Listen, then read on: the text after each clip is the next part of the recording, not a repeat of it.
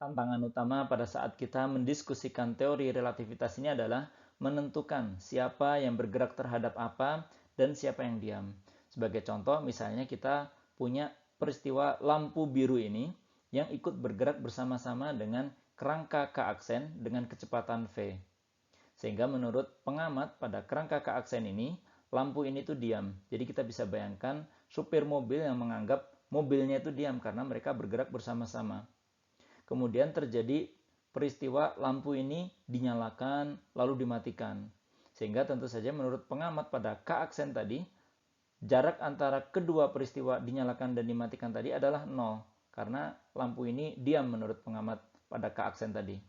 Akan tetapi karena dia dinyalakan dan dimatikan, tentu saja ada selang waktu yang menurut pengamat tadi itu adalah delta T aksen. Kemudian apa yang terjadi menurut pengamat pada K? Menurut pengamat pada K, delta T itu adalah gamma dikalikan dengan delta T aksen ditambah dengan V per C kuadrat dikalikan dengan delta X aksen. Di mana delta X aksen ini adalah 0. Sehingga kita dapatkan bahwa delta T itu adalah gamma dikalikan dengan delta T aksen. Sekarang kita akan definisikan bahwa karena objek ini diam menurut kerangka K aksen, maka selang waktu yang terukur oleh pengamat pada K aksen atau delta T aksen itu kita sebut sebagai delta T0 atau waktu proper, waktu yang sesungguhnya. Sedangkan kerangka yang diam ini, kerangka K, ini kita sebut kerangka laboratorium karena kerangka K ini itu bergerak relatif terhadap lampu. Jadi kita bayangkan seperti pengamat yang diam di pinggir jalan, itu menurut sopir justru pengamat yang di pinggir jalan ini yang bergerak. Dan karena V itu pasti lebih kecil daripada kecepatan cahaya, jadi tidak mungkin V itu lebih besar daripada kecepatan cahaya, maka delta T itu pasti lebih besar daripada delta T0. Atau waktu laboratorium itu selalu lebih besar daripada waktu proper, sehingga kita katakan sebagai dilasi waktu.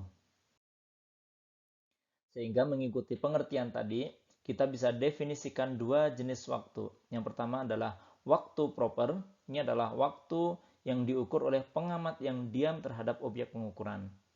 Yang kedua adalah waktu non-proper atau waktu laboratorium, delta T. Ini adalah waktu yang terukur oleh pengamat yang bergerak terhadap objek pengukuran. Sebagai contoh, kita punya situasi di mana pengamat B ini duduk dalam suatu kendaraan atau kereta yang bergerak dengan kecepatan tinggi.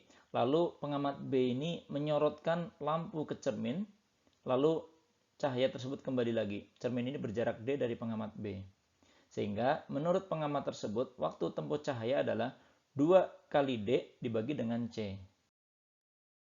Akan tetapi ada seorang pengamat A yang diam di stasiun dan melihat kereta ini melaju dengan kecepatan V. Maka menurut pengamat A tadi, cahaya senter itu melintasi jarak L kemudian L ini. Dan kita katakan bahwa pengamat A ini ada di laboratorium. Dia ada di kerangka laboratorium karena bergerak relatif terhadap kereta dan relatif terhadap pengukuran cahaya bergerak kemudian kembali tadi. Sehingga menurut pengamat A ini, waktu tempuh cahaya delta T itu adalah 2 kali L dibagi dengan C, di mana L itu adalah akar dari D kuadrat ditambah dengan setengah V delta T kuadrat, di mana D tadi itu adalah setengah kali C dikalikan dengan delta T0. Sehingga kita akan dapatkan bahwa delta T itu adalah 2L per C atau 2 kali akar setengah C delta T0 dikuadratkan ditambah dengan setengah V delta T dikuadratkan dibagi dengan C. Sehingga hasil ini bisa dituliskan ulang dengan setengah C delta T dikuadratkan itu sama dengan setengah C delta T0 dikuadratkan tambah setengah V delta T dikuadratkan. Atau delta T itu sama dengan delta T0 dibagi dengan akar 1 minus V kuadrat per C kuadrat. Atau waktu yang terukur oleh pengamat A itu sama dengan waktu yang terukur oleh pengamat B, delta T0, dikalikan dengan gamma.